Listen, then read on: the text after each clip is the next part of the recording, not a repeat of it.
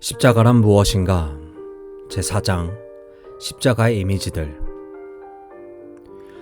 1988년 늦가을 토스카나에서 맞는 찬란한 아침이었다. 나는 출간되지 않은 15세기 원고들을 연구하기 위해 피렌체에 와 있었다. 원고들은 메디치가 시대에 건립된 도시 안의 위대한 르네상스 도서관 중 한 곳에 보관되어 있었다.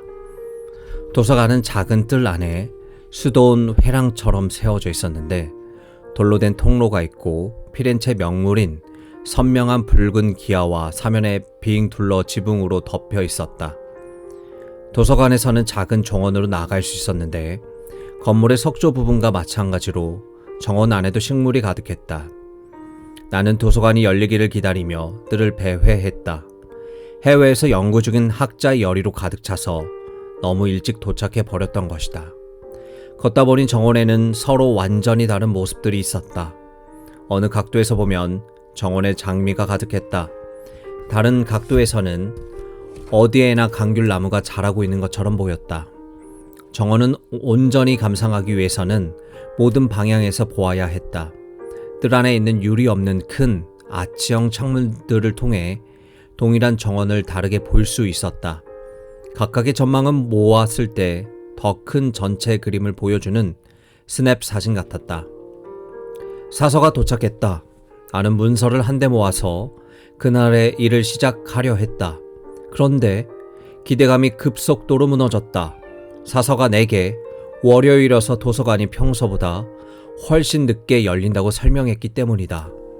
나는 낙담해서 그곳을 벗어나 가까운 광장에 있는 야외 카페로 가서 커피를 한 잔 주문했다. 나는 500년 동안이나 도서관에 있던 원고들이 아마도 2시간은 더 그곳에 남아 있을 것이라 생각하며 마음을 달랬다. 광장 중심에는 피렌체 위대한 르네상스 성당인 두오모가 있었다. 앉은 자리에서 그 기막힌 장관을 일부나마 볼 수 있었다. 커피를 다 마신 다음에는 시계를 본 후 남은 시간을 성당에서 어슬렁거리며 웅대한 내부를 둘러보고 내가 E.M. 포스터의 소설 전망 좋은 방에 나오는 루시 하나처치인 채 하며 보냈다. 그리고 마침내 열린 도서관으로 돌아와 연구에 몰두했다. 사흘이 지나자 나는 그 원고들이 왜 500년이 지나도록 출간되지 않았는지 깨닫기 시작했다. 하지만 이건 다른 이야기다. 그런데 그날 아침의 사건들이 마음에 남았다. 크고 복잡한 일일수록 그것을 단번에 알아보기는 더 어려운 것 같았다. 정원은 깔끔하게, 성당은 좀 더 생생하게 이 점을 보여주었다.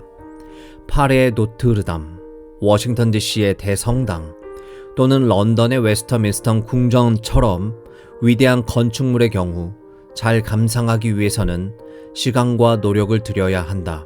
움직이는 버스의 차장으로 혹은 야외 카페에 앉은 자리에서 잠깐 보는 건 소용없다. 그 자리에서 나와 온갖 각도와 방향에서 그것을 살펴보는 수고를 아끼지 말아야 한다. 그렇지 않으면 그 안의 풍요로움과 경이로움이 대부분 발견되지 않고 숨겨진 채로 남는다. 보았으니 이해하거나 음미하지는 못한다. 한동안 이런 생각들이 마음속에 맴돌았다. 그 월요일 아침 도서관으로 걸어가며 나는 그리스도인들이 그리스도의 십자가를 제대로 이해하려 할 때 맞닥뜨리는 큰 어려움에 대해 생각하게 되었다. 십자가의 의미에 대한 자잘한 이론들은 왠지 몹시 부적절해 보인다. 나는 삼위일체에 대해 중요한 작품을 쓴 초기 기독교 사상가 히포의 아우구스티누스에 관해 전해진 이야기를 골똘히 생각했다. 일설에 의하면 어느 날 그는 아마도 생각에 깊이 잠겨 해변을 따라 걷다가 한 소년이 모래에 난 구멍에다가 바닷물을 붓고 있는 것을 보았다. 소년은 손으로 바다에서 물을 떠서 구멍으로 걸어갔다. 소년은 물을 비워내고 나면 다시 바다로 되돌아갔다. 아우구스티누스는 몇 분 동안 소년을 지켜보다가 뭘 하고 있는지 물었다.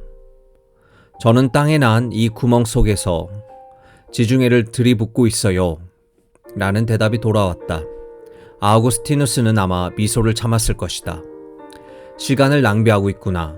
그거는 불가능해. 너는 결코 땅에 난 저 작은 구멍 속으로 바다를 들어가게 하지 못할 거야. 소녀는 다음과 같이 반응했다고 했다. 글쎄요. 그렇다면 선생님도 하나님에 관한 글을 쓰느라 시간을 낭비하고 계시는군요. 절대로 하나님을 책 속에 들어가게 하지 못할 테니까요. 십자가는 거대한 건축물과 같아서 그것에 대한 어떤 접근 방법은 건물 전체를 볼 수 있는 성당의 원경과 같다. 다른 어떤 접근 방법은 성당의 탑과 버팀벽, 프레스코 하나, 제단 뒤편의 장식 또는 지하실을 근접 촬영한 사진과 같다. 모두 동일한 건물의 일부이지만 서로 달라 보이며 하는 역할도 다르다. 하지만 사람 몸의 서로 다른 부분과 마찬가지로 그 모두가 동일한 전체 일부다. 다 독특하게 기여할 각자의 몫을 지니고 있다. 그 가운데 몇을 없애면 더 큰 전체를 잘못 이해할 수 있다. 십자가에 대한 여러 가지 접근 방법의 문제는 그것들이 틀리기보다는 부적절하다는 것이다. 어떤 사람들은 그리스도의 십자가의 의미를 한 가지 신조나 문장, 비유로 설명해야 한다고 언제나 그럴 수밖에 없다고 생각하는 것 같다. 그들은 이것은 내가 십자가에 대해 알 수 있는 전부다 라는 이해할 만한 진술에 또한 이것이 십자가에 내재하는 전부다 라는 독단적인 주장을 더한다. 그러나 십자가는 언제나 우리가 상상할 수 있는 것 이상이 있다. 그것은 무궁무진하다. 우리는 십자가의 의미에 대해 대대로 이어져 온 교회 공동의 증언을 고려해야 한다. 몇 사람의 통찰이나 더 나쁘게는 우리 자신의 견해를 기독교 신앙의 핵심에 대한 최고의 길잡이 후보로 삼아서는 안 된다. 우리보다 앞서 같은 질문과 씨름해온 다른 사람들의 대화에 귀 기울여야 한다. 우리는 아마도 그들에게 배울 수 있을 것이다. 이 장에서는 신약 성경에서 발견할 수 있는 5가지 이미지를 살펴볼 것이다. 그리고 신약 성경 기자들의 십자가의 신비를 이해하고 조명하기 위해 사용하는 각 이미지에 대해 3가지 질문을 던지려 한다. 하나, 그 이미지는 무엇을 의미하는가? 둘, 그 이미지는 그리스도에게 동떨어진 우리의 상태에 관해 무엇을 말해주는가? 셋, 그 이미지가 주는 유익을 어떻게 취할 수 있는가? 사실 3번째 질문은 그 자체에 하나의 장을 할애할 만큼 중요하다. 그러므로 여기서는 이 질문들 가운데 앞에 2가지만 다룰 것이다. 전쟁터. 우리 주 예수 그리스도로 말미암아 우리에게 승리를 주시는 하나님께 감사하노니. 이 말씀은 예수 그리스도의 십자가와 부활의 의미를 단순하고도 격조 있게 설명한다. 부활절에 일어난 위대한 역전은 승리를 표상한다. 그 승리가 오직 그리스도에게만 속하고 우리와는 관계없는 것처럼 보일 수도 있다. 그러나 부활신앙의 잠재력이 충분히 드러나면서 그리스도의 승리는 죽을 수밖에 없는 인생의 치명적인 성질을 변화시킬 힘으로 가득 차 있음이 분명해졌다. 하나님의 은총으로 그리스도의 승리는 우리의 승리가 될 수 있다. 그런데 이것은 어떤 종류의 승리일까? 부활절은 단순히 성금요일에 일어난 사건이 역전된 것일까? 우리는 부활을 그저 이전 상황을 회복하려는 신의 반격으로 이해해야 할까? 아니다. 신약 성경에서 승리라는 주제는 국지적 침략자가 일시적으로 패한 것을 기념하는 값싼 승리주의가 아니다. 솔직히 매일 수백만이 희망 따위는 없이 죽는 판에 한 사람의 죽음의 소나기에서 극적으로 구출된 것이 뭐 그리 중요할까? 앞에서 본 것처럼 부활이 예수의 정체에 관해 주는 바를 깨닫는 것이 그 질문에 대한 부분적인 대답이다. 하지만 어쩌면 그 대답의 큰 부분은 십자가에 달린 그리스도가 얻어낸 승리의 본질에 대해 좀 더 철저하고 근실한 탐구에 놓여 있다. 한 가지 비유를 통해 내가 염두에 둔 논점을 살펴보겠다. 아주 끔찍한 고통을 겪고 있는 한 나라를 상상해보자. 그 나라는 아프리카에 있고 기아와 기근에 시달려왔다. 경제 관리 부실로 인한 자활의 능력마저 잃어버렸다. 서구 언론은 대중에게 이 고통의 이미지를 퍼붓고 북미의 주요 텔레비전 방송국에서 전용 비행기를 보내 한 젊은이를 대피시킨다. 그 장면은 지원과 연민의 표현으로 보도되고 언론의 엄청난 관심에 휩싸인다. 우리는 그 젊은이가 서구의 상대적인 안정과 풍요 속에서 살아남아 성공하리라는 말을 듣는다. 그는 그의 동족에서 희망의 상징이 될 것이다. 그 행동은 간결하고 극적이며 뉴스로서의 가치가 있었다. 그렇지만 그 아프리카 국가의 상황을 바꾸는 데에는 전적으로 실패했다. 일어난 일이라고는 단 한 사람이 동족이 처한 공경에서 빼내어진 것뿐이다. 그의 고국에 있는 어느 누구에게도 도움이 되지 않았다. 그들은 절망과 무력감 속에서 고통받으며 그가 안전한 곳으로 옮겨지는 것을 그저 바라만 보고 있었다. 어떤 의미에서 그 젊은이가 구출된 것은 연대보다는 유기를 상징했다. 한편 구호 활동가들은 언론 선전기구들의 눈에 띄지 않는 채 마쿠에서 고된 일을 계속한다. 그들은 선전의 급급한 매체의 저술한 술책에는 관심이 없다. 그들의 일은 그 아프리카 국가가 현재 처한 공경의 배후에 궁극적으로 놓인 뿌리 깊은 문제들을 다루는 것이다. 살림 벌채의 흐름은 다시 신기라는 주요한 프로그램을 통해 역전되어야 한다. 국가 경제 구조가 재편되어야 한다. 국민들에게는 문제에 맞설 희망과 무너진 문화를 재건하는 데 필요한 도구들이 주어져야 한다.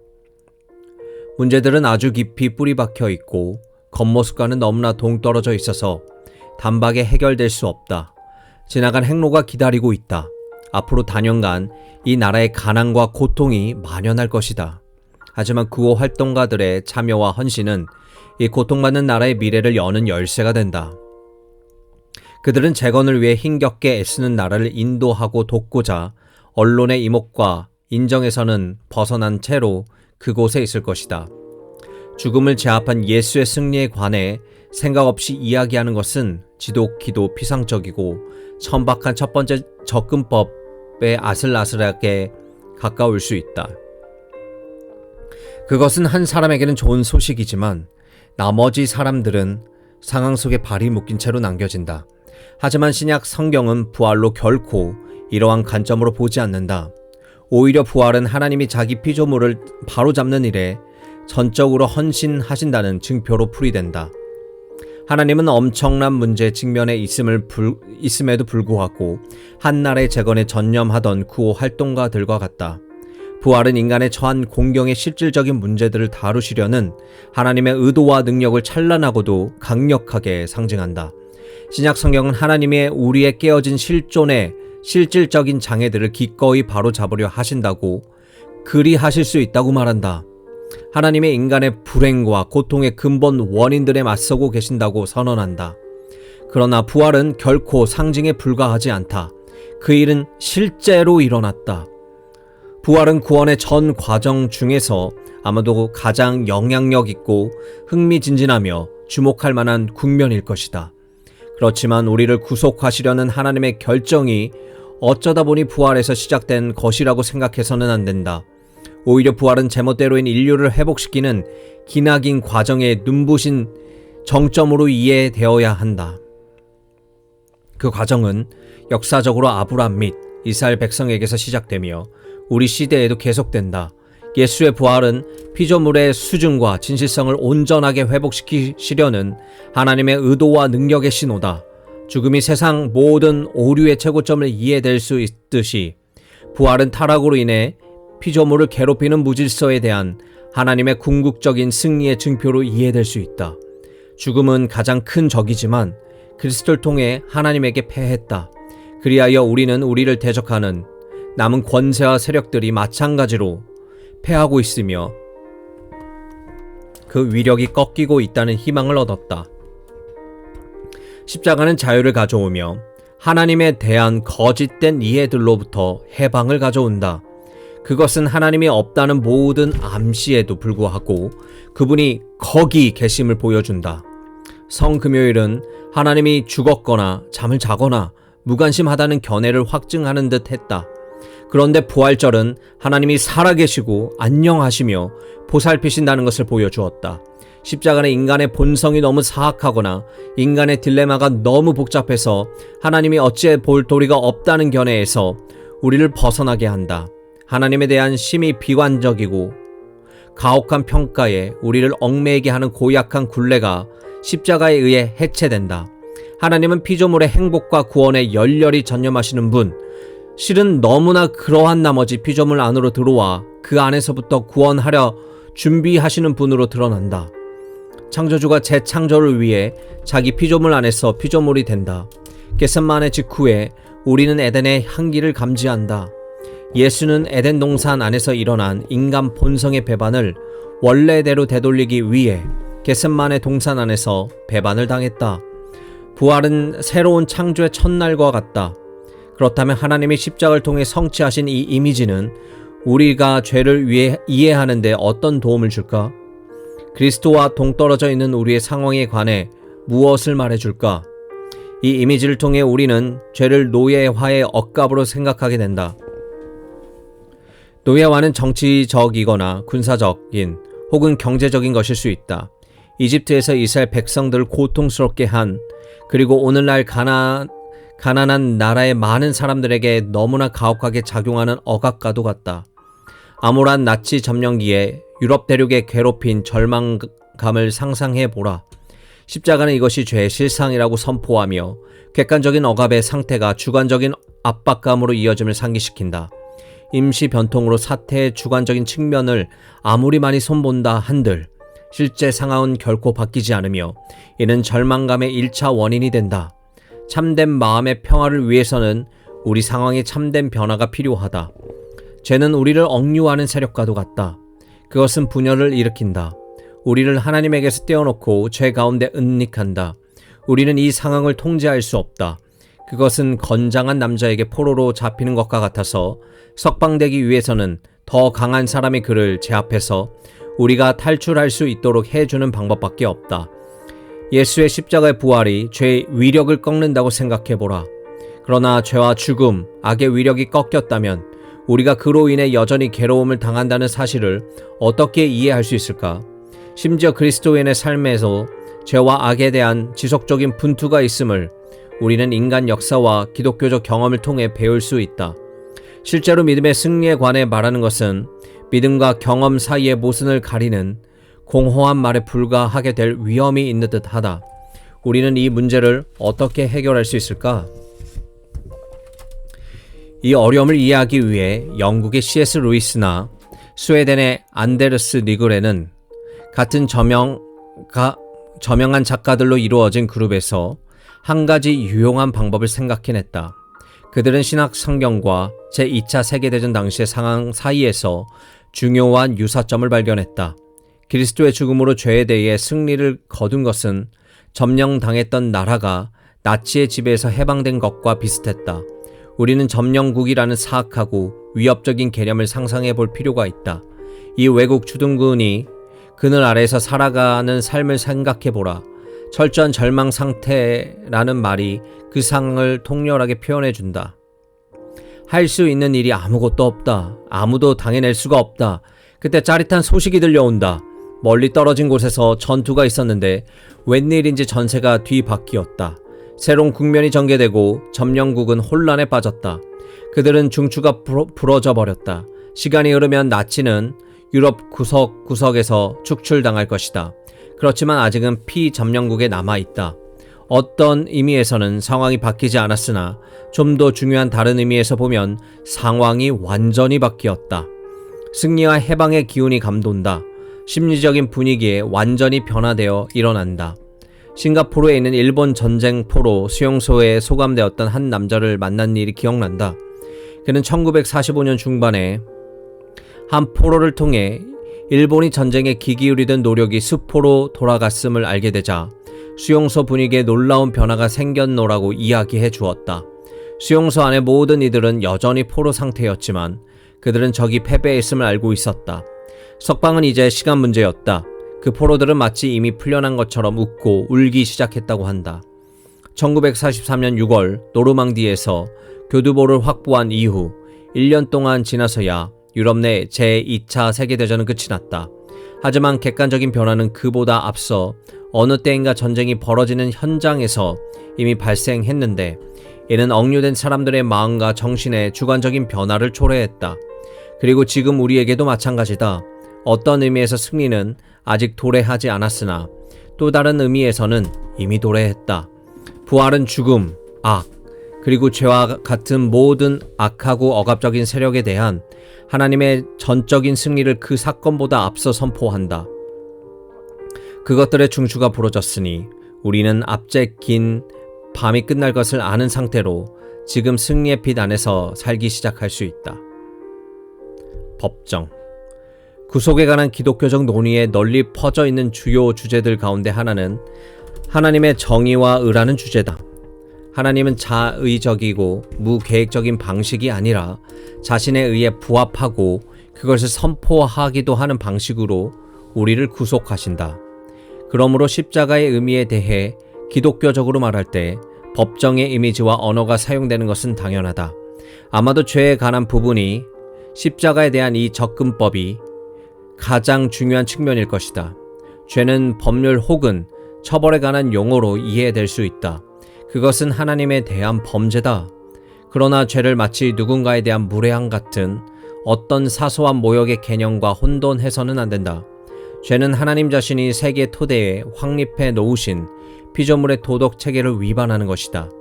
죄는 하나님에 대한 객관적인 모욕뿐일 아니라 피조물의 도덕적 구조에 반하는 범죄다. 한 가지 비유를 통해 더 명확하게 볼 수 있다. 내가 누군가를 납치해서 억류하고 몸값을 요구한다면 나에게는 그 개인에 대한 사적인 범죄의 책임이 있을 것이다.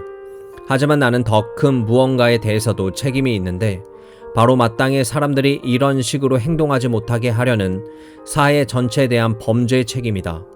이 경우에는 사적인 도덕성과 공적인 법이 분리될 수 없다. 그리고 이와 마찬가지로 죄는 사적인 문제가 아니다. 그것은 공적으로 다루어져야 한다. 죄는 피조물의 지속적인 행복을 좌우하는 도덕 체계를 무너뜨릴 우려가 있다. 그렇다면 하나님은 어떻게 자신의 도덕 체계를 위반하지 않고 인간의 죄를 용서하실 수 있을까? 왜 하나님은 죄를 그냥 용서해버리고 끝내실 수 없을까? 어째서 그저 과거, 현재, 미래의 모든 죄가 지워지고 사해졌다고 선포하지 않으실까? 왜냐하면 이는 죄의 심각성을 부인하는 것이기 때문이다. 피조물을 부패한 오염에서 보호하지 못하는 셈이다. 마치 죄가 공적인 관련성이 없는 어떤 사적인 문제에 불과하다고 주장하며 정의의 개념을 비웃는 것 같다. 죄는 불쾌함을 초래하며 그 불쾌함은 다루어져야 한다. 애석하게도 사적인 관계에서는 누군가 불쾌함을 겪는 일이 흔하다. 그런 일이 일어날 때 기분 나쁘지 않은 척하는 것은 무의미하다. 그것은 인생의 혹독한 현실과 무관한 세계에서 사는 것이다. 기분 나쁜 일을 당하면 그것에 직면해 치유해야 한다. 바로 이 지점에서 십자가가 매우 중요해진다. 십자가는 죄의 전적인 심각성을 드러내며 죄를 규탄한다. 죄는 사소한 문제처럼 보일지 모르지만 끝내 하나님 자신이 십자가에 달려 죽으시는 사태로 이어진다. 피조물의 도덕 체계가 인간의 죄로 인해 너무 왜곡되고 혼란스러워진 나머지 피조물이 결국 자신의 창조주를 파괴하려는 시도를 하고 마는 것이다. 세상의 조화를 회복하기 위해, 세상이 다시 시작할 수 있도록 그것의 죄를 무효화하기 위해, 세상 속 파괴적인 세력들의 힘을 꺾기 위해 어떤 혁명적인 일이 일어나야 한다. 그렇지만 피조물은, 그리고 가장 중요한 인간의 본성은 죄에 너무나 깊이 휘말린 나머지 죄와 죄책감, 유전되는 형벌의 누적 상태에서 헤어나올 수 없다. 그것은 판을 치우고 완전히 다시 시작할 어떤 방도에 대한 희망도 없이 악성부재처럼 계속 불어나고 있다. 우리는 자초한 이 감옥에서 벗어나려면 외부의 조치가 필요하다. 이 상황에서 십자가는 하나의 전환점이 된다.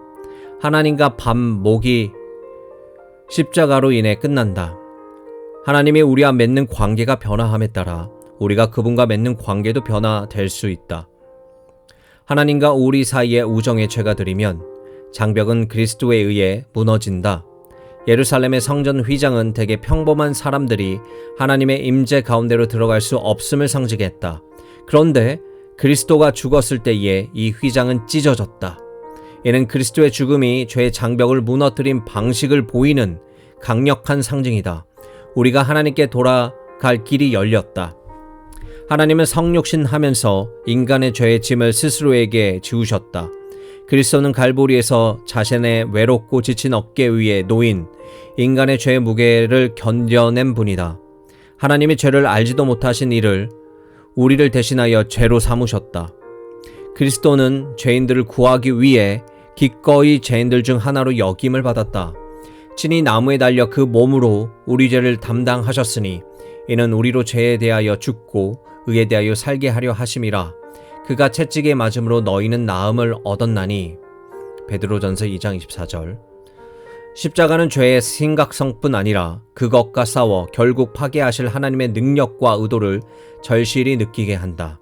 십자가에서 우리는 실제 하는 우리의 죄에 대한 실제적인 용서를 본다. 하나님이 시작하신 이 일에 우리는 응답해야만 한다. 우리가 움직일 수 있도록 하나님이 움직이신다. 우리가 하나님을 사랑할 수 있도록 하나님은 우리를 사랑하셨다. 하나님이 이렇게 오로지 자기만 할 수 있는 일을 하신다. 그는 인간이 지은 죄뿐 아니라 영향력까지 없애주신다. 그렇게 해야 할 어떤 의무도 없었으나 그분은 자비와 연민의 마음으로 이 일을 행하시기로 결정하셨다. 하지만 그렇다고 그분의 의로움이 위태로워지지 않는다. 우리를 위한 사랑이 너무 커서 그분은 마땅히 우리 것이어야 할 아픔과 고난을 스스로 떠맡으신다. 바울이 쓴 것처럼 나는 나를 사랑하사 나를 위하여 자기 자신을 버리신 하나님의 아들을 믿는 믿음 안에서 사는 것이다. 결국 우리는 이 놀라운 변화가 어떻게 일어나는지에 대해 결국 충분히 설명할 수 없다.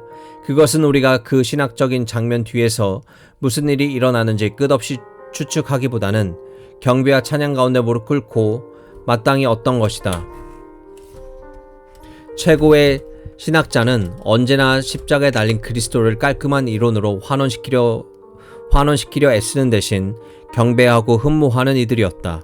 그렇지만 신학적으로 생각하는 것은 인간다운 것이며 신학만이 아니라 합리적인 정신 또한 이 문제에 영향을 미치도록 해야 한다. 십자가가 어떻게 우리를 용서받게 할 수 있는지 이해하기 위한 주요 접근법 3가지를 간략히 서술하면 다음과 같다. 1. 대표. 이 관점에서는 그리스도의 인류의 언약 대표로 이해된다. 우리는 믿음을 통해 하나님과 인류 사이의 언약에 속한다. 그리스도가 십자가에서 우리를 위해 성취한 모든 것이 그 언약으로 말미암아 우리에게 통용된다. 하나님은 자기 백성 이스라엘의 언약을 맺으셨던 것처럼 자신의 교회에도 언약하셨다. 십자가에서 순종을 통해 그리스도는 자신의 언약 백성을 대표하고 그들을 위해 유익을 얻어냈는데 거기에는 우리 죄의 온전하고 값없는 용서가 포함된다. 2. 참여. 믿는 자들은 믿음을 통해 바울의 유명한 표현으로 하면 그리스도 안에 있다. 그들은 그에게 사로잡혀 그의 부활의 생명에 참여한다. 이로 인해 그들은 그리스도가 십자가의 순종을 통해 성취한 모든 유익을 얻는다.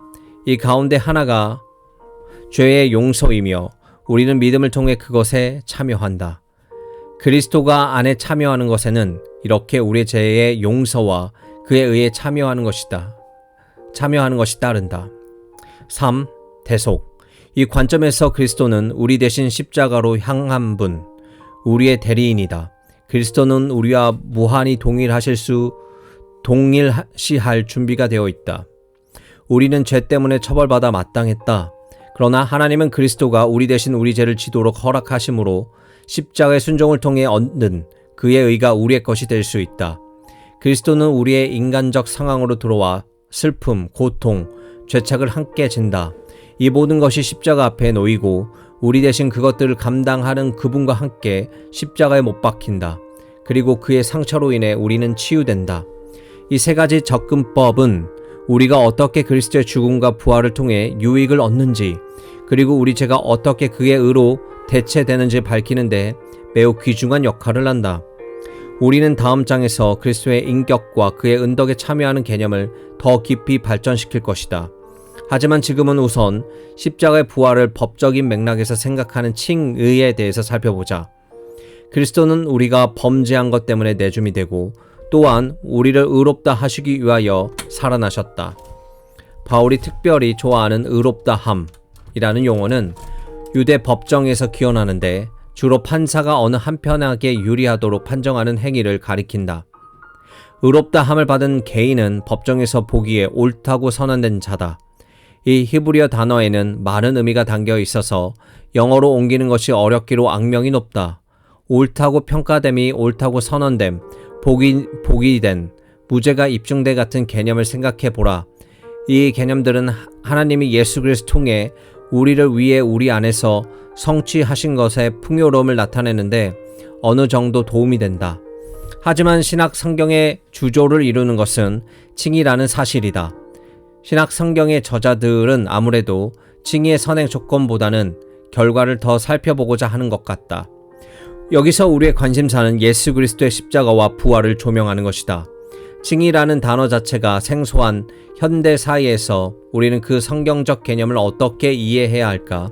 칭의가 속한 속죄와 마찬가지로 기독교 집단에 한정되고 기독교적 사학 밖에서는 어떤 실질적인 의미도 없는 종교적 전문 용어에 지나지 않게 될 위험이 있지 않을까?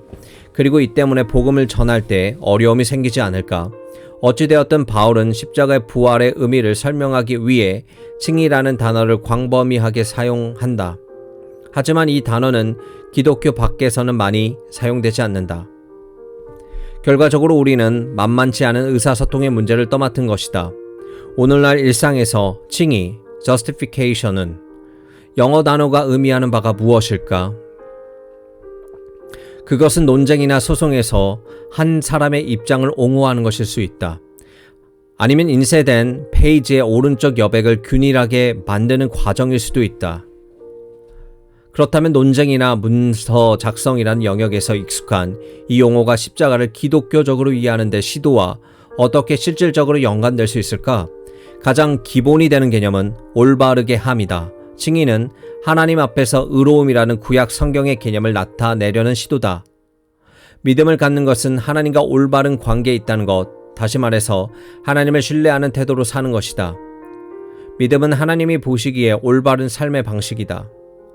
그러므로 칭의가 다른 말, 어쩌면 하나님과 올바른 관계에 있음을 같이 표현한다면 도움이 될 수 있다. 이와 마찬가지로 의롭다 함을 받다는 하나님과 올바른 관계가 되다로 바꿔 표현할 수 있다. 그렇지만 믿음에 의한 칭의라는 어구는 우리가 믿음으로 말미암아 의롭다 함을 받는 것으로 오해되기 십상이다. 믿음으로라는 인간의 행위가 하나님 보시기에 의로운 상태를 우리에게 부여하시려는 결정의 근거가 되는 것이다. 그렇다면 이 표현은 믿음의 그저 특별한 유형의 선행처럼 이해된다는 행위에 의한 칭의의 교리에 해당될 것이다. 사실 이신칭의라는 어구는 상당히 다른 의미다. 우리가 하나님과 올바른 관계가 되는 것은 예수 그리스도 때문이지 우리가 했거나 하게 될 어떤 일 때문이 아니다. 그렇지만 우리가 의롭다 함을 받는 수단은 믿음이다. 믿음은 그리스도의 은덕이 우리에게 흘러오는 경로이며 그리스도의 행위가 우리 삶에 적용되는 수단이다. 이것은 결코 인간의 성취로 말미암는 칭의의 교리가 아니다. 바로 그리스도가 우리를 위해 성취한 것으로 말미암는 칭의의 교리다. 그러나 이신칭의 교리는 이보다 훨씬 더 많은 것을 함축하고 있다. 우리가 의롭다 함을 받는 수단인 믿음 자체가 바로 하나님의 선물이다. 믿음은 우리가 얻을 것이 있는 것이 아니라 하나님에 의해 우리 안에 이루어지는 것이다. 구원에 필요한 모든 것은 하나님이 이미 아주 잘 행하셨다.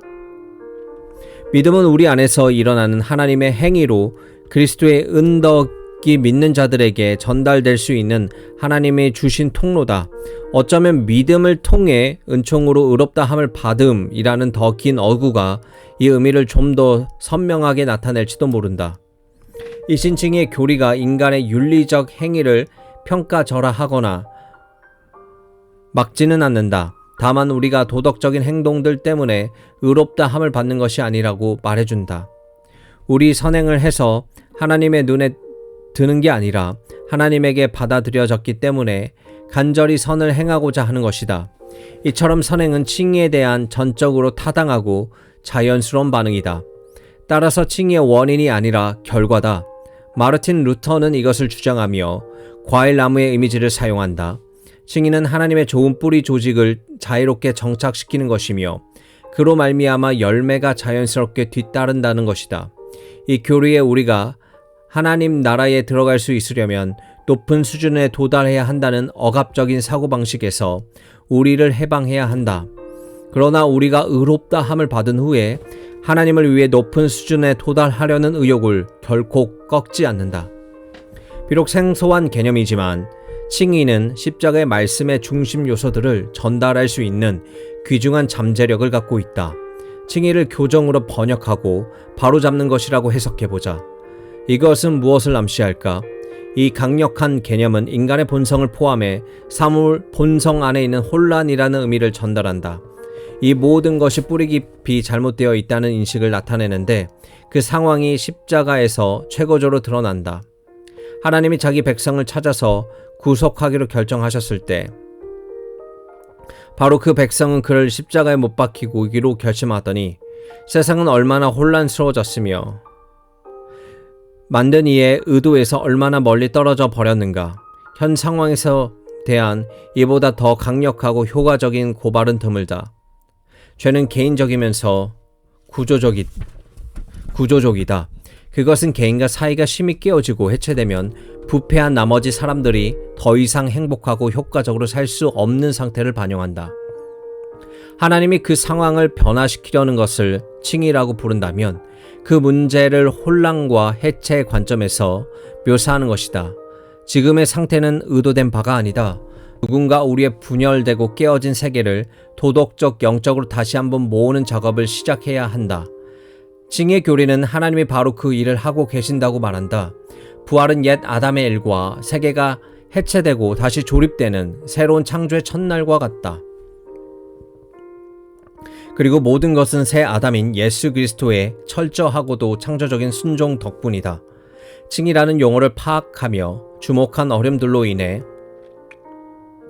우리가 그 의미를 당연시하는 다른 많은 용어들과 관련된 한 가지 문제가 특별히 드러난다. 즉 어떤 단어가 듣는 이들에게 익숙하다고 해서 그들이 그것을 이해한다는 의미는 아니다. 예컨대 구원이라는 단어는 익숙하지만 그 의미를 기독교적으로 제대로 이해하려면 설명이 필요하다. C.S. 루이스는 다음과 같이 쓴 적이 있다. 우리는 청중의 언어를 배워야 한다. 그리고 처음부터 말해두지만 보통 사람이 무엇을 이해하는지 혹은 이해하지 못하는지를 선언적으로 규정하는 것은 아무 소용이 없다. 우리는 경험을 통해 알아내야 한다. 반드시 모든 신학을 일반 언어로 옮겨야만 한다. 이는 매우 성가시지만 꼭 필요한 일이다. 또한 자신의 사고에도 매우 큰 도움이 된다. 나는 교육받지 못한 이들의 언어로 옮길 수 없는 생각은 분명하지 않을 것이라는 결론에 이르렀다. 옮기는 능력은 자신이 뜻하는 바를 진정으로 이해했는가의 시금석이다. 어쩌면 우리의 기독교적 어휘의 모든 용어를 하나하나 충분히 생각하고 그리스도인이 아닌 청중에게 그것들을 설명할 수 있도록 하자는 설득력 있는 주장은 할 수 있겠다. 우리 그리스도인들이 잘못하고 있는 한 가지 구원 속량, 은혜와 같은 단어들을 경솔하게 언급하는 것이다. 그러면서 듣는 사람들이 그 단어들을 이해했는지 거의 확인하지도 않는다. 그런데 우리 자신은 그 단어들을 정말로 이해한 것일까? 함께 생각해 볼 두 번째 법정 이미지는 입양에 관한 것인데 다루기가 훨씬 더 쉽다. 그리스도가 십자가에서 우리를 위해 거둔 성취로 우리는 하나님의 자녀로 입양된다. 이 개념이 법률적 의의는 단순하다. 한 가족의 외부에서 태어나는 개인들의 입양으로 그 가족이 속하는 법적 지위를 받는다. 입양은 법적 지위를 근본적으로 바꾼다. 부유한 가정에 입양되는 가난한 아이는 그 집안의 모든 지위와 부를 나누어 갖는다. 입양되면 친자들과 동일한 상속권을 받는다. 로마서 8장 15절부터 17절에서 바울의 논법을 쭉 따라가면 십자가의 의미는 이렇게 생각하는 방식이 중요함을 이해할 수 있다. 그 논법은 다음과 같이 바꾸어 말할 수 있다. 갈보리에서 부활을 거쳐 오순절에 성령을 주신 일까지 경이로운 일련의 사건들을 잘 생각해보라. 이 사건들로 말미암아 믿는 자들은 입양되어 하나님의 자녀의 지위를 부여받는다. 예수 그리스도가 하나님의 친자라면 우리 하나님의 양자다.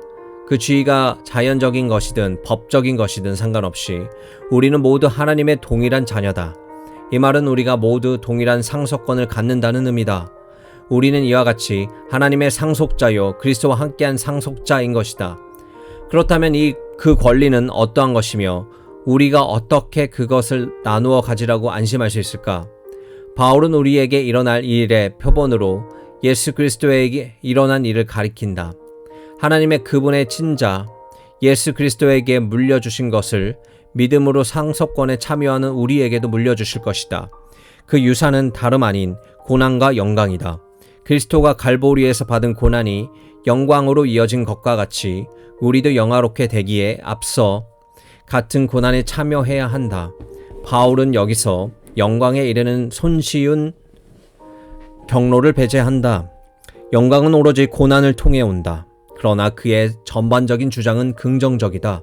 그리스도와 함께 고난당하는 이들은 언젠가 그리스도와 함께 유일한 유산을 나누어 가지며 영화롭게 될 사람들이다. 그러므로 고난은 영적인 수치나 불명예의 징후가 아니라 오히려 믿음의 유산을 나누어 갖게 될 징후다. 우리가 그와 함께 영광을 받기 위하여 고난도 함께 받아야 할 것이니라. 로마서 8장 17절. 우리는 그리스도와 동떨어진 우리의 죄에 대해 어떻게 생각해야 할까?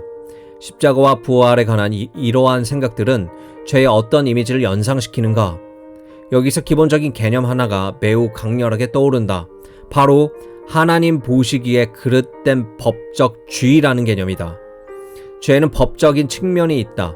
그것은 일종의 도덕적인 범죄이며 그리스도의 죽음을 통해 말소된다. 우리의 죄 때문에 하나님이 내리신 유죄 판결이기도 하다. 또한 하나님과 그릇된 관계에 있는 것이며 이는 십자가를 통해 하나님과 올바른 관계에 있는 것으로 변화된다. 상속권이 전혀 없는 상태라고도 할 수 있다. 하나님의 은혜로 이러한 상황과 우리의 죄인은 그리스도가 갈보리에서 이룬 성취를 통해 알아볼 수 없을 정도로 변화된다. 마지막으로 한 가지 오해에 유의할 필요가 있다. 어떤 저자들은 십자가를 이해하는 이런 방식을 하나의 법적 의제로 본다. 하나님이 우리를 우리가 아닌 어떤 존재인 것처럼 대하심으로써 스스로와 세계를 기만하신다는 것이다. 사실상 죄 많은 존재인 우리를 하나님이 어떻게 마치 의로운 것처럼 대하실 수 있을까? 이것은 용납될 수 없는 것이며 법적 의제에 불과하다. 그러나 이 주장은 오해에 기초하고 있다. 이것을 살펴보기 위해 관련 주제를 검토해보자. 구약 성경의 책들 가운데 다수가 이른바 예언적 완료형을 사용한다. 하나님이 자기 백성을 위해 하실 일에 관한 환상을 내다볼 때 예언자의 언어는 바뀌기 시작한다. 실제로는 미래에 놓인 것이 현재로 이동된다. 그렇지만 예언자는 미래의 행위가 이미 성취된 것으로 본다. 하나님이 그 일을 하실 것이라고 약속하셨다. 그러므로 그 일은 이미 이루어진 것처럼 취급될 수 있다. 약속을 지키는 하나님의 신실하심이 현재 속으로 뚫고 들어오는 미래에 대한 이 예언자적 감각의 기저를 이루고 있다. 구원에 관한 법률적인 이미지는 하나님의 구속 행위에 대한 유사한 환상에 기초하고 있다. 하나님은 그리스도의 일을 통해 우리를 구속하기로 약속하셨다. 그는 죄인들을 받아들여 죄의 형벌, 죄의 위력, 죄의 실제에서 구속하기로 약속하셨다. 그 구속의 환상은 바로 지금 직전으로 성취되지는 않는다는 점에서 미래에 놓여 있다. 그러나 하나님의 신뢰할 만한 약속이 거기에 있으며 그것은 참되다. 우리는 그리스도가 십자가에 성취하신 모든 것을 통해 완성되는 구속된 인류에 대한 환상에 비추어 죄의 현실을 바라보아야 한다. 그리고 놀라운 사실이 있다. 비록 지금은 죄인이지만 우리의 환상이 충실히 그리고 전적으로 실현되리라 확신해도 된다. 그리고 그것을 아는 가운데 지금 기뻐할 수 있다. 우리는 우리가 지금 아는 죄인이 언젠가 그리스도 안에서 의인이 될 것을 알고 용기를 낼 수 있다. 하나님은 우리를 마치 의로운 자인 대하시는 게 아니라 우리가 의롭게 될 것이며 그 사실을 지금 확신해도 된다고 선언하신다. 언젠가 치료될 병자가 그 확신을 가지고 위안받을 수 있는 것처럼 언젠가 의롭게 될 죄인은 그 희망 가운데 기뻐할 수 있다. 이것은 결코 의제가 아니다. 자기 아들을 우리를 위해 죽도록 보내심으로써 자신의 신실하심을 보여주신 하나님에게서 받은 믿을 수 있는 약속이다. 재활치료서 세 번째 이미지구는 대인관계 영역에서 유래하며 신약 성경 전반에 걸쳐 특히 예수의 비유들에 사용된다. 대인관계는 우리가 하나님과 맺는 관계와 이 관계가 십자가로 변화되는 방식에 대한 통찰을 준다. 특히 이 두 가지 이미지가 중요하다. 첫째는 바울의 화해 개념이다. 그리스도를 통해 하나님은 세상을 자기와 화목하게 하고 계셨다.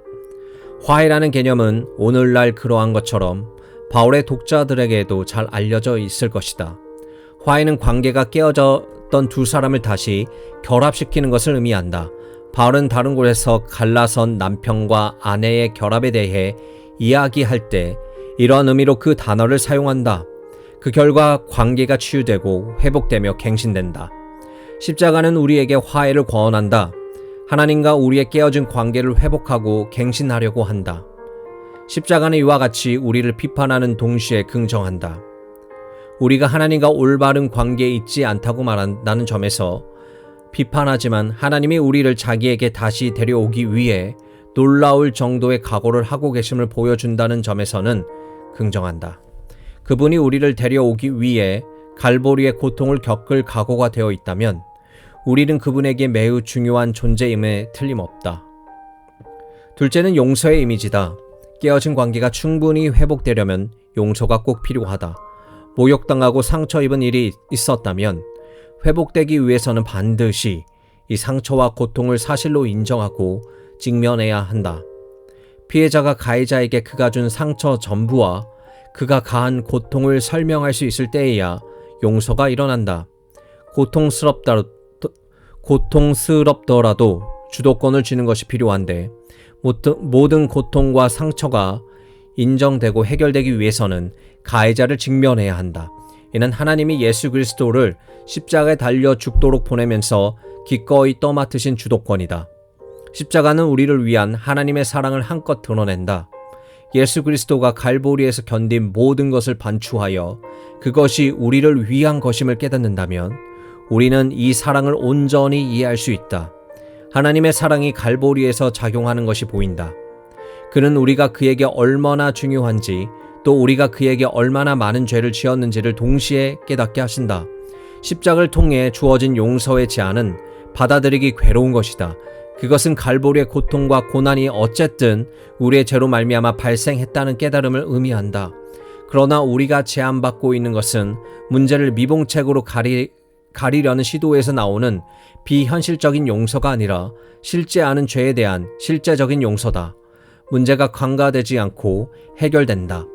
십자가는 실제하는 문제를 직시한다. 그리고 인간의 참회와 신의 용서가 깃든 우리의 기쁨에 찬 눈물을 통해 관계가 변화된다. 고통스러울지는 모르지만 실질적인 변화다. 또한 그 이미지는 왜 굳이 무언가를 하려 들어요? 하나님은 당신의 죄를 용서하셨고 그것으로 끝난 거예요. 그냥 편히 있으면 됩니다. 라고 말하는 이들의 얄팍함을 우리에게 깨닫게 한다. 이 지독히도 피상적인 접근은 하나님과의 관계는 말할 필요도 없고 인간 관계에서도 용납될 수 없을 것이다. 마치 용서의 제안에 반응할 필요가 없다는 암시를 주기 때문이다. 그것은 하나님이 제안하시는 용서에 예라고 말해야 할 우리의 책임을 무시한다. 또 용서를 기쁘게 받아들일 때 나오는 변화의 힘을 간과한다. 관계가 복원되기 위해서는 쌍방 모두에게 변화에 대한 의지가 있어야 한다. 주어졌으나 받아들여지지 않는 용서에는 변화를 일으킬 힘이 없다. 그리스도의 십자가를 통해 친절하게 주어지는 용서의 제안은 우리에게 응답할 것을 요구한다. 스스로를 낮추어 그렇게 제안하시는 하나님의 부드럽고 예정 어린 친절을 생각해보라. 그러한 사랑의 아니요라고 말하기는 어렵다. 십자가의 의미를 이렇게 이해함으로써 또 다른 중심 주제의 중요성을 인식할 수 있다. 예수의 사역에서 중요한 한 가지는 사회에서 용납받지 못하는 이들을 받아들이는 것이다. 예수는 몇 번이고 사회적으로 버림받은 사람들과 한 식탁에 앉거나 그들을 보살핀다. 여기에 개인적인 혹은 사회적 관계에 대한 추상적인 이론 따위는 없다. 예수는 사람들과 관계를 맺는 것에 대해 그저 말만 하는 대신 직접 관계를 맺기 시작한다. 그는 누가 봐도 관계에서 배제되어 있다고 여겨지는 이들과 어울릴 수 있으며 기꺼이 그 일을 한다. 하나님이 우리가 죄인임에도 불구하고 우리와 관계를 맺을 각오가 되어 있다면 우리 또한 우리가 직관적으로 나오고자로 간주하는 이들과 관계 맺을 각오가 되어 있어야 한다. 하나님이 우리의 죄에도 불구하고 우리를 소중히 여기시는 것처럼 우리도 다른 이들을 소중히 여기는 법을 배워야 한다. 비록 우리가 아직 충분히 이해하지 못할지라도 하나님의 사랑이 우리를 붙잡으셨다.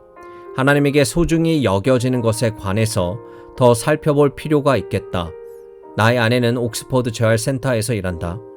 우리 부상을 입은 사람들을 전문적으로 돌보는 곳이다. 이 부상이 사람들에게 끼치는 영향은 참으로 비극적일 수 있다. 그 센터에서는 이제 휠체어 없이는 움직일 수 없으며 평생 보살핌이 필요한 사람들을 돌본다. 이들은 한때 스스로를 돌보며 충만한 삶을 살 능력이 있었지만 머리 부상으로 모든 것이 바뀌었다. 게다가 슬프게도 뇌 손상이 나아지는 일은 드물다. 그 변화에 충격을 받은 친척들은 종종 언제 나아질까요? 라는 전곡을 찌르는 질문을 던진다. 끔찍한 대답이지만 그들은 아마도 결코 회복되지 못할 것이다. 지금은 너무나 무력하고 옴짝달싹 못하는 사람들의 건강하고 능력 있는 시절을 알고 있다는 점이 친척들에게는 비극이나 마찬가지다. 이 환자들의 모습은 애처로운 피해감을 불러일으킨다. 그들의 세계는 부상으로 인해 산산조각났다. 그렇다면 여기 있는 것은 망가짐, 산산조각난 인생, 그 꺾여버린 희망의 이미지다. 하지만 세상이 쓸모없다고 치부했음에도 불구하고 재활센터의 직원들은 이 환자들을 여전히 소중히 여기고 사랑한다. 직원들은 그들에게 시간과 수고를 아끼지 않으며 미약한 개선의 징후에도 기뻐한다. 사회 전반에 부재하는 탁월한 헌신이 여기에 있다. 이 사람들이 소중히 여겨지고 존중받는 공동체가 여기에 있다. 세상은 그들을 가치 없다고 여기지만 여기에는 그들은 귀하다. 그리고 비록 죄인인 우리는 망가지고 쓸모없지만 십자가는 우리가 중요하다는 놀라운 사실을 선포한다. 우리에게 그러한 돌봄과 관심, 연민을 받을 만한 자격이 전혀 없음에도 불구하고 우리는 하나님에게 대단히 중요하다. 물론 우리를 위한 하나님의 사랑은 우리 고유의 가치보다는 그분의 친절과 아량을 반영하지만 그건 중요하지 않다. 하나님이 우리를 너무 사랑하신 나머지 그리스도가 우리를 위해 죽었다. 십자가는 우리처럼 상처 입은 인간들을 향한 하나님의 놀랍도록 큰 사랑을 깨닫게 해준다. 하나님은 세상이 가치 없다고 치부하는 이들을 소중히 여기신다. 하나님은 세상에 신경 쓸 가치가 없다고 여기는 이들에게 수고를 아끼지 않으신다. 그리고 하나님은 세상이 약하고 어리석다고 여기는 이들을 구원하신다. 복음은 하나님의 모든 약점과 결점에도 불구하고 우리를 소중히 여기시며 긍정하신다는 사실을 기뻐하라고 권한다. 그런데 복음은 사실 그 이상을 한다. 세상에서 가치 없다 여겨지는 이들에게 우리가 받은 것과 동일한 수준으로 긍정하는 사랑을 펼치시기를 우리에게 요청하는 것이다. 이것이야말로 하나님의 사랑이 이 세상의 어두운 변방에 알려지는 방법이 아닐까? 이 개인적이고 사회적인 관계에 변화된 이미지들은 그리스도와 동떨어진 우리의 상태에 대해 무엇을 말해줄까? 우리가 그리스도의 십자가 죽음을 통해 하나님에게 용서받고 하나님과 화해해야 한다면 우리의 현 상황에 대해서는 무엇을 말해줄까? 우리의 실질적인 필요 때문에 화해가 제한되었다. 그것은 우리가 하나님으로부터 소외되어 있다고 말해준다.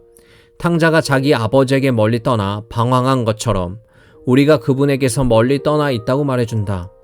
또 우리와 하나님의 관계가 원래 의도된 바에 그리고 그 관계가 가진 가능성에 한참 못 미친다고 말해준다. 우리는 명목상 하나님의 자녀일지 모르나 실제로는 하나님의 소외된 자녀다. 우리는 하나님과의 충만한 관계 속에 태어나지 않는다. 그것은 이루어져야 한다. 우리는 우리를 창조하신 하나님에게서 자연적으로 소외된 상태이며 하나님은 그런 우리를 구속하고자 하신다. 환자들의 모습을 돌이켜보면 하나님의 자기 피조물에 관해 어떻게 느끼실지 통찰할 수 있다.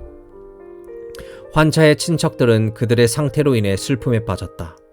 그들은 한때 건강하고 부유했을지 몰라도 지금은 상처 입은 무력한 자들이다. 하나님도 자기가 창조한 자녀에 대해 똑같이 느끼지 않으실까? 에덴의 순수한 겟셋만의 배반으로 뒤바뀐다. 하나님의 훌륭하고 건강하게 창조하신 것이 장애를 입고 부러지며 연약하고 세잔하게 되었다. 피조물들, 곧 우리의 현재 상태를 원래 의도된 영광스러운 상태와 비교할 때에만 이 상황의 전적인 비극을 인식할 수 있다. 기독교 전통은 이 소음과 쇠락의 느낌을 표현하는 데 도움이 될 이미지를 오랫동안 사용해 왔다. 타락이라는 이미지는 우리의 공경에 관한 다양한 성경적 개념들을 종합하려고 한다. 그것은 우리가 우리의 처지를 생각할 때 반드시 따라오는 불행과 비극의 느낌을 전달하고자 한다. 예수의 십자가형은 우리가 얼마나 깊이 타락했는지 보여줄 뿐이다. 우리는 하나님이 자기 피조물을 찾아오기로 하신다면 우리가 두 팔 벌려 그분을 환영하며 그분을 위해 환영회를 열 것이라고 생각하고 싶어 한다. 정부가 내방하는 국가 원수를 위해 그렇게 멋진 연회를 제공하듯이 우리도 분명 하나님을 위해 같은 일을 할 것이라고 말이다. 그것이 이상이라면 슬프게도 현실은 다르다. 하나님은 자신의 세계를 찾아오셨을 때 바로 자기 백성에게 사로잡혀 죽임을 당했다. 간략하겠지만 돌아보아도 우리는 인간의 본성이 얼마나 타락했으며 얼마나 회복이 필요한 상태인지 깨달을 수 있을 뿐 아니라 이를 통해 십자가가 우리의 필요와 어떻게 관련되는지 명쾌하게 통찰할 수 있다. 감옥. 억류를 중심으로 하는 것보다 더 강력한 절망의 이미지는 별로 없다. 이집트에서 투옥된 요셉, 이집트의 포로가 된 이스라엘, 유대인들의 바벨론 유수 등 이 모두가 자유를 향한 아쉬운 갈망과 결부되어 처한 상황에 대해 비극적인 절망감을 불러일으킨다. 보이지 않는 악의에 찬 세력에 의해 형성되고 지배당하는 느낌은 인간의 죄를 강력하고 명쾌하게 표현해준다. 이집트나 바벨론 같은 외세에 의해 이스라엘이 정치적 지배를 받는 것이 한 가지 예다. 또 다른 예는 예수가 살던 당시 갈릴리 이곳저곳에서 귀신 들린 사람들의 모습이다. 죄는 우리의 삶에 억압적인 영향력을 행할 수 있는 어떤 권력, 숨은 세력과 같았다. 그리고 그에 대해 아무것도 할 수 없음을 알게 되면 이 무력감을 견딜 수 없어진다. 이러한 이미지들은 인간의 상황이 허망하다는 강력한 느낌을 불러일으킨다. 자신의 상황을 바꿀 수 없는 인간의 무력함이라는 주제는 구약 성경 전반에 들어 울려 퍼지며 속량과 구원, 갱신을 위해 주님께 의지할 필요성을 강조한다. 예수 그리스도의 십자가와 부활은 이 오래 기다리고 바란 구원의 행위들을 정확히 나타낸다. 그렇다면 이 구원 행위들을 어떻게 이해해야 할까? 신약 성경은 구약 성경에 나오는 거룩한 구원 행위들의 긴 목록을 인용하고 확장한다. 하나님은 자기 백성을 이집트의 노예 신세에서 구원하기 위해 행동하셨다. 그리고 자기 백성을 바벨론 유수에서 귀환시키기 위해 행동하셨다. 이제는 예수 그리스도의 십자가와 부활을 통해서 다시 행동하신다. 어떤 의미에서 속박에서의 해방이라는 동일한 양식이 반복된다. 19세기 미국 남부의 노예들은 출애굽기 이야기를 되새기며 크나킨 위안과 희망을 발견했다. 언젠가 그들 역시 노예 신세에서 구출될지도 몰랐다. 그렇지만 또 다른 의미에서도 매우 중대하고 새로운 진전을 감지할 수 있다. 예수의 십자가와 부활은 인간의 처한 공경의 핵심에 침투하여 우리를 사로잡는 세력망에서 우리를 해방시킨다. 하나님은 이스라엘을 이집트의 포로 신세에서 구출하실 때 매우 구체적인 억압 세력에게 자유하게 하셨다. 우리에게는 모든 사람이 이집트에 억류되어 있지는 않다. 출애굽은 다른 억압적 상황에서의 해방을 위한 모형으로 이해될 수 있다. 하지만 그렇다고 우리의 구원을 순전히 정치적이고 사회적인 관점에서만 생각해서는 안 된다. 구원에 대한 어떤 믿을 만한 기독교적 이해든 이 관점이 중요한 요소이긴 하지만 진정한 구원에는 정치적 해방 이상이 있다는 점이 중요하다. 십자가의 부활은 인간 상황에 부가적이고 더 깊은 문제들을 다룬다. 그것들은 이집트나 바벨론이라는 구체적인 상황들을 넘어서 애초에 그런 상황을 일으킨 좀 더 근본적인 세력들의 정체를 밝힌다. 권력에 대한 인간의 갈망이나 하나님의 멀리 떨어지려는 욕망 같은 세력들 말이다. 하나님을 전적으로 신뢰하기 꺼려하는 것이나 죽음에 대한 만연한 인간적 공포 또한 포함할 수 있다. 어떤 특정한 역사적 상황에 국면되지 않는 타락한 인간 본성의 영속적인 특징들이다. 인간 본성은 순진하게 이해한다면 이스라엘이 이집트에서 구출되어 약속의 땅에 정착하기만 하면 모든 게 마냥 좋기만 하리라고 생각할지도 모른다. 이스라엘 백성의 역사에 전성기가 밝아올 것이라고 말이다. 하지만 조금도 그러하지 않았다. 특히 아모스나 호세아 같은 구약 성경의 예언자들이 아주 분명히 밝히듯이 원데이로 시작하는 촉촉하고 편안한 하루, 16시간 동안 지속되는 편안한 착용감, 바슈롬의 새로운 실리콘 하이드로. 글쓰기는 전문적인 작가들일수록 어려워합니다. 용기가 생기지 않습니까?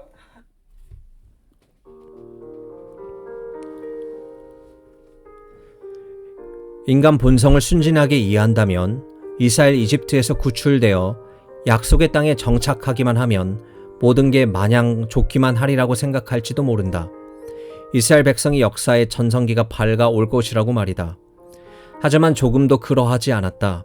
특히 아모스나 호세아 같은 구약 성경의 예언자들이 아주 분명히 밝히듯이 이스라엘은 하나님에 대한 의무를 망각하고 이내 평안한 자기 중심의 길에 빠졌다. 이스라엘은 외세의 압제에서는 잠시나마 해방되었을지 모르나 곧 다른 세력에 사로잡히게 되었다. 아모스가 분명히 지적하듯 죄는 이스라엘 외부의 사람들에게만 영향을 끼치는 것이 아니다. 죄는 하나님의 백성에게 지속적으로 영향을 준다. 그리하여 핵심적인 질문이 마음속에 형성되기 시작한다. 우리를 총체적으로 사로잡는 이 근본적인 세력에게서 해방될 수 있는 무슨 방법이 있을까? 우리는 하나님 자녀의 영광스러운 자유를 충분히 누리지 못하도록 하는 죄의 지배에서 벗어날 수 있을까? 하나님이 아주 오래전 머나먼 어떤 나라에 포로로 잡힌 이스라엘을 자유하게 하려고 행동하셨을 수는 있다. 그러나 지금 여기 있는 우리에게 어떨까? 신약 성경은 죄의 지배에서 우리를 해방하시는 하나님의 능력과 의도가 십자가와 부활을 통해 나타난다고 단언하고 있다. 십자가의 이러한 측면을 탐구하는데 강력하고 효과적인 일련의 이미지가 사용된다. 두 가지가 특히 중요한데 바로 대속물, 속량이다. 이제 이 이미지들을 하나씩 살펴보자. 마가복음은 이제껏 쓰인 가장 감동적인 문학 작품들 가운데 하나다. 부분적으로는 그 효과는 마가가 제자들의 연약함을 애정 어린 방식으로 묘사하는 데서 나온다. 예수의 공적인 사역의 모든 중요한 순간에 그의 편에 서 있었지만 그를 이해하는 데 여전히 어려움을 겪는 사람들이 여기 있다고 말하고 있는 것 같다. 그렇지만 마가는 제자들을 비난하지 않는다. 하나님의 신비로운 방식들을 여간해서 이해하지 못하고 자기들의 오랜 방식으로 도전받는 것을 달가워하지 않는 모습을 보면 그들이 우리를 대표하는 것 같다는 암시를 준다. 가장 분명한 사례는 예수가 십자가 위에서 고난받고 죽을 것이라는 예언에 관한 반응일 것이다. 메시아는 아마도 승리를 거두며 정복하는 영웅일 거라고 확신했기에 제자들은 예수의 고통과 죽음이라는 개념을 자신들이 감당할 수 없음을 알게 된다. 왜 그런 일이 일어나야 하나? 그것은 어떤 목적을 위한 것일까? 인자가 온 것은 섬김을 받으려 함이 아니라 도리어 섬기려 하고 자기 목숨을 많은 사람의 대속물로 주려 함이니라. 마가복음 10장 45절. 고 선언할 때 예수는 이러한 무언의 질문들을 예상했을지 모른다. 이 말씀은 어떤 개념들을 연상시키는가? 대속물이라는 이 이미지는 어떤 생각들을 유발하는가? 세 가지 개념이 바로 떠오른다. 첫 번째, 해방. 대속물, 몸값은 억류된 사람의 자유를 얻어내는 것이다. 누군가가 납치되어 몸값이 요구될 때 그것을 지불하면 해방이 뒤따른다. 이와 같이 예수의 죽음을 대속물로 이야기하는 것은 포로들의 석방, 사람들의 해방, 투옥기간의 종교를 가리킨다. 우리는 죽음에 대해 두려움과 죄에 매인 상태에서 놓여놨다. 두 번째, 지불. 몸값은 한 개인의 해방을 얻어내려고 지불하는 금액이다. 억류된 사람이 중요하면 할수록 지불해야 할 대가는 더 커진다. 신약 성경은 그리스도의 죽음이 우리의 해방의 대가라고 선언한다. 이로 인해 우리는 우리를 속량하는 대가가 크다는 것을 자각하게 된다. 우리가 노임을 받아 충만하고 자유로운 삶을 이룰 수 있도록 하나님의 아들이 죽었다. 세 번째, 몸값을 지불하는 대상. 몸값은 보통 개인을 억류하는 사람이나 그의 대리인에게 지불된다. 그런데 신약 성경에서는 예수의 죽음이 우리의 해방을 이루기 위해 누군가에게 지불된 대가라고 암시되어 있지 않다. 그러나 최초 4세기 동안 몇몇 작가들은 이 비유를 한계치까지 밀어붙일 수 있으리라고 생각했다.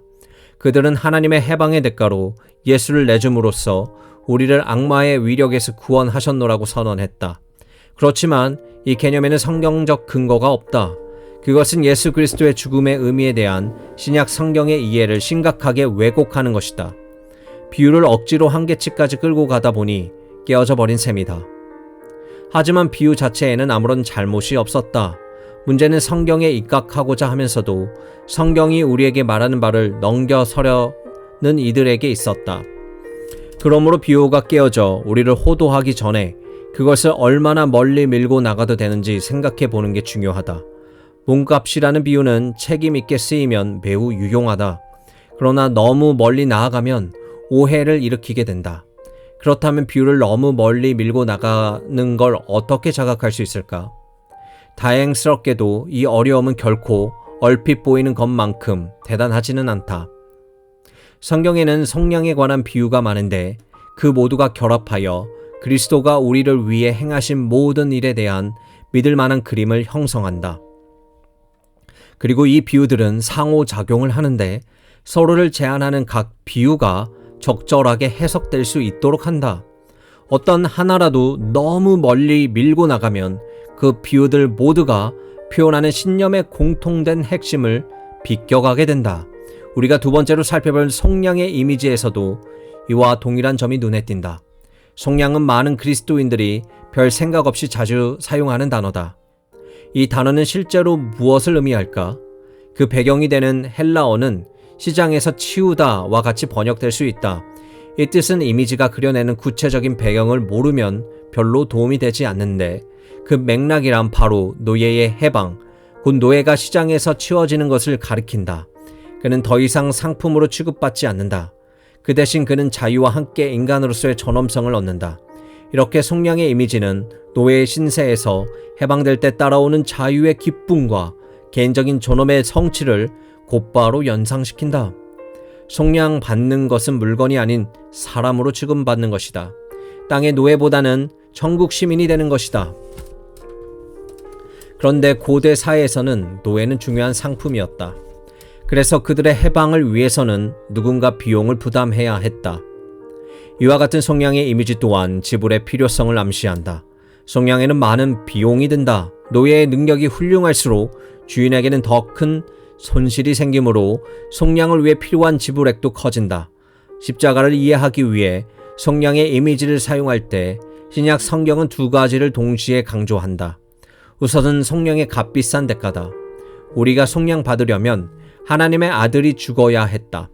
둘째로는 하나님이 자기 부담으로 우리의 자유를 구매할 의무를 지닌 아량이다. 하나님은 우리를 속량 비용을 부담하시며 우리에게 자유와 존엄을 선물로 주신다. 그런데 지불되는 대가를 받는 노예 소유주는 존재하는가? 우리는 누구로부터 속량되는가? 신약 성경은 이 질문에 침묵한다. 비유는 깨어졌다. 비유를 더 멀리 밀고 나가는 것은 왜곡과 오해의 위험을 감수하는 것이다. 책임 있는 신학이라면 추론의 한계가 있음을 받아들인다. 바보들은 천사들이 디디기를 꺼려하는 곳에 몰려든다. 속담에는 신학적 지혜가 다분하다. 마지막으로 감옥의 이미지를 좀 더 생각해보자. 어떤 유형의 인상과 연상이 떠오르는가? 이런 것들은 불현듯 우리 내리를 스치고 지나갈 수 있다. 먼저 바깥 세상과는 단절된 채 어두운 감방에 갇혀 있다는 의미일 수 있다. 이 고립은 희망 없음과 절망으로 이어진다. 또 묶여있거나 사슬과 족쇄가 채워져 있음을 의미할 수도 있다. 요컨대 의로움과 속수무책, 희망 없음의 이미지다. 그러나 이 모두는 복음으로 변화된다. 우리 삶의 옥문이 활짝 열리고 우리는 자유로운 남자와 여자로서 한낮의 빛으로 걸어 들어가도록 초대받는다. 찰스 웨슬리는 그의 유명한 찬송가 그럴 수 있는가에서 이 모습을 인상적으로 표현하는데 이 주제에 대한 우리의 고찰을 마무리하기에 안성맞춤이다. 나의 갇힌 영혼은 오랫도록 죄와 본성의 밤에 단단히 매여 있었네. 당신의 눈이 기운을 돋우는 광선을 발산하여 나는 깨어났고 지하 감옥은 빛으로 타올랐네. 사슬이 풀려 떨어지고 마음이 자유하게 되었네. 나는 일어나 나가서 당신을 따랐네. 병원. 성경에서 치유는 보통 구원의 이미지로 사용되고 한다. 다시 말해 누군가 건강을 되찾도록 회복시키는 과정은 그리스도가 십자가의 부활을 통해서 우리를 위해 성취하시는 바에 대한 하나의 비유다. 예수의 치유 기적들은 마치 어떤 영적인 쇼맨의 행위처럼 변덕스럽거나 힘을 무의미하게 과시하는 것처럼 보이지 않는다. 대신에 그것들은 그리스도가 십자가 죽음과 부활을 통해 성취할 것과 일관된 현상을 일으킨다. 또 상처 있고 죄 많으면 연약한 남자들과 여자들이 온전하게 회복되는 결과를 가져온다. 그리고 십자가를 기독교적으로 이해하기 위해서는 이와 동일한 회복이 필수적이다. 치유와 구원의 개념들은 서로 밀접하게 연관되어 있다. 우리는 죄로 인해 상처받았으며 치유될 필요가 있다. 그런데 치유와 구원이라는 단어 자체는 서로 전적으로 무관해 보인다. 여기서 중요한 점을 발견할 수 있다. 성경 번역자들은 온갖 문제들에 직면한다. 가장 어려운 문제들 가운데 하나는 한 가지 이상의 의미를 가진 헬라어 단어들을 번역하는 것이다. 대표적인 예로 니고데모를 향한 예수의 유명한 대답을 들을 수 있다. 사람이 거듭나지 아니하면 하나님의 나라를 볼 수 없느니라. 여기서 거듭으로 번역된 헬라어 단어에는 다시와 위로부터라는 두 가지 근본 의미가 있어서 이 구절의 번역자들은 부득이하게 두 가지 가능성 모두에 대해 언급하는 각주를 삽입하게 된다. 그런데 어떤 것이 옳고 어떤 것이 그른가? 어떤 것이 원래 의도된 의미일까? 사실 두 가지 모두였을 가능성을 다분하다. 다시 태어나는 것은 위로부터 태어나는 것이다. 우리의 첫 출생은 지상의 자연적인 사건이며 아래로부터 일어난다. 우리의 두 번째 출생은 천상의 영적인 사건이며 위로부터 일어난다. 복음서들에서 구원의 개념을 나타나기 위해 자주 사용되는 헬라어 동사에도 같은 문제가 발생한다. 누가복음 7장 50절을 예시로 들 수 있다. 예수는 여기서 죄 많은 삶을 살았던 여자에게 말한다. 내 믿음이 너를 구원하였으니 평안히 가라. 그러나 여기서 구원하다라고 번역된 헬라어 동사 소제인은 치유하다 혹은 온전케 하다를 포함해 다양한 의미를 지니고 있다. 문제 구절은 내 믿음이 너를 온전케 하였으니 혹은 내 믿음이 너를 치유하였으니 라는 문장으로 잘 번역될 수 있다. 그렇다면 치유의 이미지는 우리가 십자가를 이해하는 데 어떤 도움을 줄까? 첫째, 그것은 그리스도의 고난이 지닌 변화를 일으키는 힘을 긍정한다. 우리가 나음을 받는 것은 그의 상처로 인함이다. 우리가 다음 장에서 이 주제를 더 깊이 탐구하게 될 것이다. 둘째, 치유의 과정 자체는 복음을 위한 효과적인 시각 자료임을 말해준다. 그 이미지는 하나님의 죄로 인한 우리들의 상처들을 싸매시고 영적인 변약함을 치유하시는 방식을 조명한다. 치유에 대해 가장 깔끔한 정의는 아마도 건강한 상태로의 회복일 것이다. 다시 말해 병은 바이러스의 침입이나 신체 장기의 기능 부전 때문에 건강한 상태에서 벗어나는 것에 해당한다. 우리는 보통 때의 건강한 상태와 비교해 무언가 잘못된 것을 알아차릴 때 우리는 병들었음을 깨닫는다. 우리가 모든 게 다 좋지 않음을 발견할 수 있도록 해주는 하나의 기준, 하나의 규범이 있다. 복음은 우리가 죄 많은 존재이며 구원이 필요하다고 말해준다. 우리의 현재 모습은 원래 의도된 바가 아니다. 우리는 병들었다. 그렇지만 갈보리에 상처 입은 의사의 친절한 보살핌에 자신을 맡긴다고 건강해질 수 있다. 그리고 약속에 대한 하나님의 신실하심 덕분에 또한 그리스도가 십자가에 성취한 것의 효과 덕분에 우리는 비록 지금은 병들었지만 언젠가 다시 온전해지리라 기대할 수 있다. 마르틴 루터가 특히 이 점을 잘 짚었는데 그는 다음과 같이 썼다. 그것은 마치 아픈 사람이 완전히 회복을 약속하는 의사를 믿는 것과 같다. 그 사이에는 그는 약속된 회복을 기대하며 의사의 지시를 따른다. 그리고 약속된 대로 건강해지는 것을 어떻게든 방해받지 않도록 의사가 그만두라고 한 것을 상간다. 이제 이 환자는 건강한가?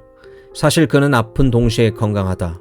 그는 현실적으로 병들어 있으나 자신을 이미 나은 것으로 간주하는 그가 신뢰하는 의사의 확실한 약속에 근거하여 건강하다. 이 이미지는 또한 그리스도인이라는 유형의 사람들에 대해 생각하도록 돕는다. 아우구스티누스는 교회를 병원에 비유한 적이 있다. 교회는 자신의 죄를 기꺼이 인정하고 자신을 맡아 돌보는 의사들의 능력을 기대하고 신뢰하려는 마음으로 연합된 병든 이들의 공동체다. 기독교 비평가들은 믿음이 목발과 같다고 말하곤 한다. 믿음이란 부족한 사람들의 기대는 어떤 것이라는 의미다. 그들은 그리스도인들의 도움 없이는 삶을 헤쳐나가지 못하고 부족하고 연약한 이들이라고 일축한다. 그러나 다리가 부러지면 목발이 필요하다. 그것에 대해 솔직히 인정하는 편이 낫다. 복음은 모두가 죄를 지었다고, 모두가 하나님의 영광에 미치지 못했다고 비유를 계속 사용하지만 모두 다리가 부러졌으며 모두에게 목발이 필요하다고 선언한다. 우리가 죄인이 아닌 척 하는 것은 이미 모든 증상이 나타났는데도 폐혈증에 걸리지 않은 척 하는 것만큼이나 상식적이지 않다. 이렇게 부인하는 것은 체면을 살릴지 모르지만 생명을 살릴 수는 없다. 병을 인정하는 것은 치유를 위한 전제 조건이다. 병을 인정하지 않고는 생명을 살리는 약과 치료를 처방받지도 못한다. 죄의 인정 없이는 신적인 용서도 없다. 그리스도인들은 자신에게 도움과 돌봄이 필요하다고 인정하는 정직함과 진실함을 가진 이들일 따름이다. 더욱이 그들은 하나님의 은총을 통해 그리스도 안에서 도움과 돌봄을 발견했다는 사실을 기뻐한다. 신약 시대에서도 그리스도인이 되는 사람들에 대한 불평이 있었다. 하나님이 세상에 약하고 어리석은 자들을 부르신다니 얼마나 터무니없는가. 그러나 예수가 상기시켜주듯 건강한 자에게는 의사가 쓸데없고 병든 자라에게야 쓸데 있다고, 자신이 병들었으며 복음이 줄 수 있는 그런 치료가 필요하다고 인정하려면 용기가 필요하다. 그런데 이 십자가의 이미지는 우리를 맡아 돌보는 의사 자격을 우리가 신뢰할 수 있게 해주기도 한다. 구약 성경의 가장 감동적인 구절들 가운데 하나님의 종의 고난에 관한 예언이 있다. 다름 아닌 이 종의 고난을 통해서 다른 이들이 온전하게 된다. 기독교회가 이 구절을 십자가에 달린 예수의 고난에 비추어 읽게 되면서 이 신비에 쌓인 순환자의 정체에 관한 수수께끼가 갑자기 사라졌다. 십자가 처형을 목격한 사람들은 이 예언이 그들의 눈앞에서 성취되는 것을 보았다.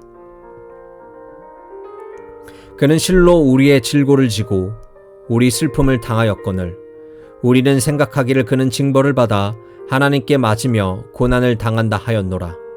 그가 찔림은 우리의 허물 때문이요 그가 상함은 우리의 죄악 때문이라.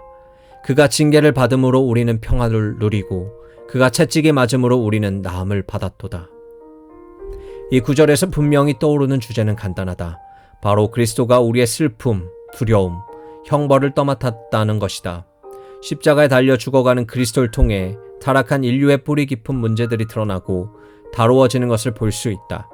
그리고 그 타락한 인간 본성의 모든 결정과 약점을 공유하는 우리는 십자가를 깊이 생각함으로써 통찰과 영감을 얻을 수 있다. 같은 맥락에서 카를 융의 구절 하나가 떠오른다. 상처 입은 의사만이 치유할 수 있다. 그리스도는 갈보리에 상처 입은 의사다. 그는 우리의 인간적 상황 가운데 들어와 불행과 상처에 함께함으로 우리를 치유한다. 그리고 이렇게 함으로써 그를 따라 이 길을 지나는 이들에게 새로운 희망과 의미를 준다. 하나님이 그리스도 안에서 고통당하셨음을 아는 것은 크나큰 위안이 된다. 하나님이 인간됨의 기쁨과 피해를 이해하신다는 걸 알게 되면 그 의사의 돌봄에 우리 자신을 맡기는 일이 쉬워진다. 우리는 자신 있게 그와 관계할 수 있다. 어째서일까? 그가 우리보다 앞서 우리의 길을 지나갔기 때문이다. 그는 우리의 질고와 고통에 함께 했다. 내 친구 하나는 천식을 앓는다. 그는 언제나 지역 의료센터 같은 의사에게만 진찰을 받는다. 그는 모두가 내가 마치 별것 아닌 일에 유별나게 구는 것처럼 취급하는데 이 사람은 나를 이해해 준다고 했다. 왜냐하면 그 역시 천식 환자이기 때문이다. 그런 의사에게라면 동정 어린 반응, 참된 연민, 그리고 치료 가능성에 대한 현실적인 인식을 확실하게 기대할 수 있다. 어떤 문제를 직접 겪어본 사람은 같은 문제를 헤쳐나가는 타인들의 필요에 매우 쉽게 공감할 수 있다. 여기에는 생생한 신학적 통찰이 깃들여 있다. 그것은 십자가를 통해 우리를 치유하시는 하나님을 신뢰할 수 있다고 느끼는 이유다. 마지막으로 치유에는 시간이 걸릴 수 있음을 알아야 한다. 치유 과정이 일어나고 있지만 우리는 일종의 중간 상태에 있다. 우리는 아직 건강하지 않다는 점에서 병들었으며 동시에 회복으로 나아가고 있다는 점에서 건강하다. 회복적인 사람에 대해 아픈 동시에 건강하다고 생각할 수 있는 것처럼 용서받는 신자들에 대해 죄 많은 동시에 의롭다고 생각할 수 있다. 루터는 이렇게 주장한다. 그러므로 그러한 사람은 죄인 동시에 의인이다. 그는 현실적으로 죄인이나 그를 완전히 치료하게 될 때까지 계속해서 죄로부터 구원하시리라는 하나님의 확실한 정가와 약속에 의해 의롭다. 그러므로 그는 희망 안에서 아주 건강하지만 현실에서는 죄인이다. 그렇다면 죄나 의심이 반드시 믿음의 상실이나 하나님에 대한 불완전한 헌신의 징후는 아니다. 오히려 그것은 죄에 대항해 계속되는 우리의 현실적인 분투를 반영하는 것일 수 있다. 이는 칭의와 갱신의 과정에서 필수적인 요소다. 이 점에 대해서 루터의 말을 최종적인 발언으로 삼아보자. 우리는 원래 죄인이지만 믿음을 통해 하나님이 우리 죄를 정가시켰으므로 의롭다. 구원하기로 약속하시는 그분을 우리가 신뢰하기 때문이다. 그런 가운데 우리는 죄에 휩싸이지 않도록 분투한다. 하나님이 마침내 우리에게 죄를 거두어 가실 때까지 그것에 맞서려고 노력한다. 이상이 구원의 5가지 의미이다. 이 이미지들은 십자가와 부활의 의미에 접근하는 것을 가능하게 하고 우리로 하여금 십자가와 부활이 세상과 우리 자신에 대한 전망을 어떻게 변화시키는지 발견할 수 있게 해준다. 각 이미지는 삶의 서로 다른 측면을 조명하며 복음에 대한 우리의 이해와 선포에 독특하고도 필사불가결한 기여를 할 수 있다. 이 이미지들은 우리가 믿음을 통해 우리에게 일어난 일을 이해하도록 돕는 자기 백성에게 주시는 하나님의 선물이다. 그리고 하나님이 그리스도 안에서 이미 이루신 바에 관한 놀라운 소식을 우리가 세상에 알리는 데 도움을 준다. 또한 그분이 저 지치고 고난 세상을 향해 여전히 행하실 수 있는 바를 예시한다. 십자가는 변화를 일으킨다. 대대적인 변화를 가져온다.